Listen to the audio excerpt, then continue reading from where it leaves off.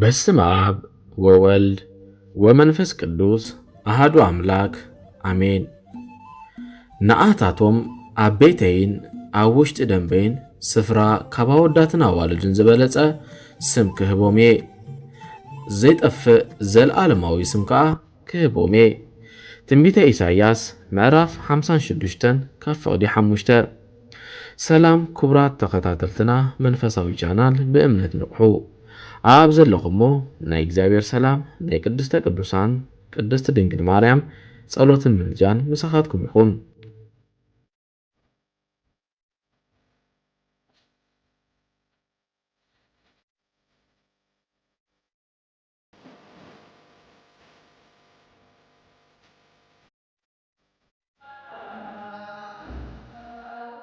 አቡነ ገብረ መንፈስ ቅዱስ ሃገሮም ኣብ ንሂሳ ዝተባሃለ ዓዲ ናይ ሃገረ ግብፂ እዩ። ኣቦኦም ስምዖን ኣዴኦም ድማ ኣቅሊሳ ይበሃሉ። እዞም ክልተ ናይ እግዚአብሔር ሰባት ብዘይ ውላድ ን30 ዓመታት ብፍቕርን ብስኒትን ተቐመጡ። ካብ መዓልታት ሓደ መዓልቲ ኣቅሌስያ ኣብ ቤተ እግዚአብሔር ኣትያ ኣብ ቅድሚ ስእሊ ቅዱስ ሥላሴ ወዲቓ ክትጽልን ክትልምንን ከላ ነሲኢ ወልድ ዘይት ልዑል ቀርኑ እምኔሃ ሰማይ ክብሩ ካብ ናይ ሰማይ ክብሪ ዝበለጸ ወዲ እንሆ ተቐበሊ ዝብል ድምፂ ሰምዐት። በዚ ምኽንያት ከዓ ኣቡነ ገብረ መንፈስ ቅዱስ ብ29 መጋቢት ተጸኒሶም ብ29 ታሕሳስ ድማ ተወለዱ።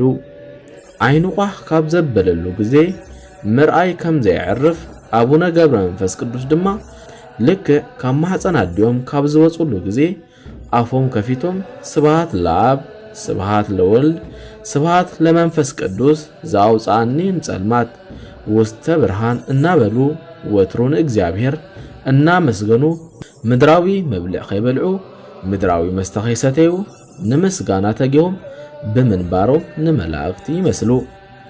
ኣብ መበል 3 ዓመቶም ቅዱስ ገብርኤል ሊቀ መላእክት ካብ እግዚአብሔር ተኣዚዙ ንአቡነ ገብረ መንፈስ ቅዱስ ካብ ሕቑፉ ኣዲኡ ወሲዱ ናብ 7 ሰማያት ኣብ ቅድሚ እግዚአብሔር ኣቕረቦም እሞ እግዚአብሔር ድማ ባረኾም። ስዒቡ ናብ ኣዴና ቅድስተ ቅዱሳን ቅድስት ድንግል ማርያም ናብ ገነት ዝርከቡ ኩሎም ቅዱሳን ወሰደው እሞ ንሳቶም እውን ባረኽዎም። ብድሕሪ እዚ እቲ መልአክ ናብ መነኮሳት ዘለዎ ገዳም ወሲዱ ኣብ ኣፍ ደገ ኣቐመጦም። ናይ ገዳም ኣበምኔት አባ ዘመደ ብርሃን ምልክት ተነጊርዎም ስለ ዝነበረ ሓቅነቱ ንምርጋጽ ካብ ገዳም ወጽሞ እንሆ ድማ አቡነ ገብረ መንፈስ ቅዱስ ገጾም ሓጎስ መሊዎ ኣብ ኣፍ ደገ ናይቲ ገዳም ረኸብዎም። እንሆ ከዓ ወሲዶም ኩሉ ናይ ቅድስት ቤተ ክርስቲያን ስርዓት ትምህርቲ ወንጌል ድቁናን መሃርዎም። ናብ አቡነ አብርሃም ዝበሃሉ ጳጳስ ወሲዶም ድማ ማዕረግ ድቁና ኣውሃብዎም። ብድሕሪ እዚ ሃብቲ ምፍዋስ ተዋህቦም። ብሓደ ጊዜ ድማ ብዙሓት ሓንካሳት ዕውራን ፈወሱ። ካብ ዕለታት ሓደ መዓልቲ ድማ ቅዱስ ገብርኤል መልአክ ብክንፉ ገይሩ ተሰኪሙ ናብ ቅድሚ ጎይታ ኣቕረቦም። ጎይታ ድማ ባረኾሞ ብጸሎትካን ብኣማላድነትካን ካብ ሲኦል እተድሕኖም ብዙሓት ነፍሳት ስለ ዘለዉ ካብ ሰብ ተፈሊኻ ሰብ ኣብ ዘይነብረሉ በረኻ ኺድ ናብራኻ ምስቱሳ ኣናብርን ምስቱሳ አንበሳታትን ይኹን ድማ በሎ። ዘኬድከ ጸበል እግርከ ይርህሱ ወውእቱ ይጸግቡ ጸበል እግርኻ ልሒሶም ተመጊቦም ይነብሩ በሎም። በዚ መሰረት ከዓ ናብ ገዳም ኣትዮም ምሳናብርን ምሳናብስን ምንባር ጀመሩ። ከምቲ ነቢ ዳንኤል ናብ ኣፍ ኣናብስቲ ኣብ ዝተደርበየሉ ጊዜ ኣብቲ ጉድጓድ ዝጸንሕዎ ኣናብስ ወላሓንቲ ጉድኣት ከም ዘይውረድሉ ንአቡነ ገብረ መንፈስ ቅዱስ እውን ኣብ ቅድሚ እግዚአብሔር ብዝረኸብዎ ጸጋ ምስሱሳ ኣናብስን ምስሱሳ ኣናብርን ብሰላም ይነብሩ ነበሩ። ንሳቶም ኣይገድውዎን ጸበል እግሮም ተመጊቦም ደኣ ነበሩ እምበር። ከምዚ ኢሎም ከዓ ን300 ዓመታት ተቐመጡ። ብድሕሪ እዚ ሁሩ ምድሪ ኣጋእዚ ወበህየኒ ወሃለው ነፍሳት ዘታውፅኦሙ በሎም። ቅዱስ ገብርኤል ብሰረገላ ነፋስ ጽዒኑ ምድሪ ከብድ ኣብ ዝበሃል ቦታ ኣብጽሖም። ቀጺሉ ድማ ናብ ዝቋላ ወይ እውን ደብረ ቅዱስ ኣብጽሖም። ኣብዚ ኮይኖም ብንጽህና ናይ ህዝቢ ኣጋይዝ ኃጢአት ሪኦም ኣብ ባሕሪ ኣትዮም ቁልቁል ኣፎም ተደፊኦም ብርእሶም ኣብ ባሕሪ ቆይሞም ክጽልዩ ጀመሩ። ከምቲ ነቢ ሙሴ ኣብ ቅድሚ እግዚአብሔር ኣምላኹም ቆይሙ ምእንቲ ህዝቡ ዝለመነ ኦ እግዚአብሔር ስለምንታይ ኩራኻ ኣብዚ ብዓቢ ኃይልን ብጽንዕቲ ኢድን ካብ ምድሪ ግብፂ ዘውፃኻዩ ህዝብኻ ስለምንታይ ዝነድድ? ስለምንታይ ከ ግብፃውያን ኣብ ኣኽራን ክቐትሎም ካብ ገጽ ምድሪ ኸዓ ኸጽንቶም ንጥፍኣት እዚ ዘውፅኦም ኢሎም ዝዛረቡ? ካብቲ ነዳዲ ቁጣዕኻ ደኣ ተመለስ፣ ነቲ ንህዝብኻ ክትገብሮ ዝሓሰብካዮ ክፉእ ድማ ተጣዓሰሉ። ዘፀአት ምዕራፍ 32 ካብ ፍቕዲ 11 ክሳብ 14 እናበለ ስለ ህዝቡ ዝለመነን ዝተማሃለለን ብምዝካር ኣቡነ ገብረ መንፈስ ቅዱስን ስለ ህዝቡ ለመነ። ድሕሪ 40 ለይትን 40 መዓልትን ድማ እግዚአብሔር ዘገብረ ተዝካርከ ወዘፀውኦ ስምከ እምህር ለከ በሎም።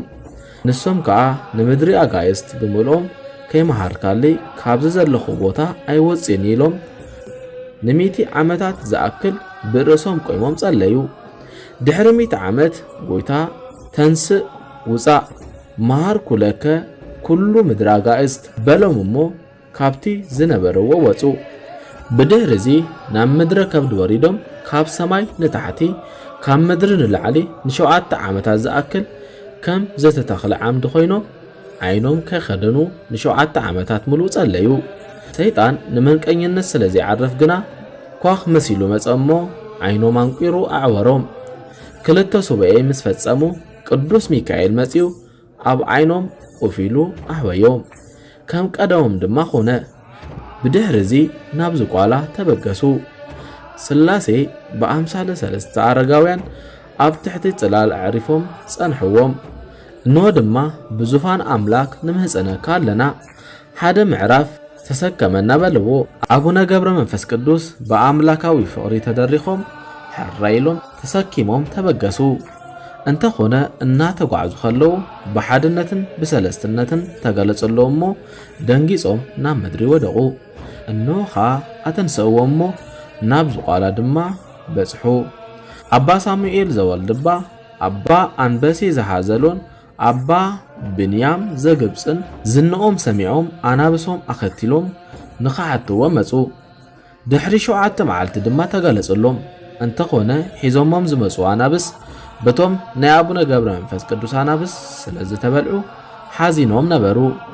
ኣቡነ ገብረ መንፈስ ቅዱስ ግና እንሆ ጎይታ ጸበል እግረይ ልሒዝኩም ክትምገቡዶ ኣይኮነን ዝፈቐደልኩም ስጋን ደምን ክትበልዑዶ ተፈቒድልኩም እዩ ኢሎም ቀልጢፍኩም ትፍእዎም ክብሉ ነቶም ኣናብስ ኣዘዝዎም።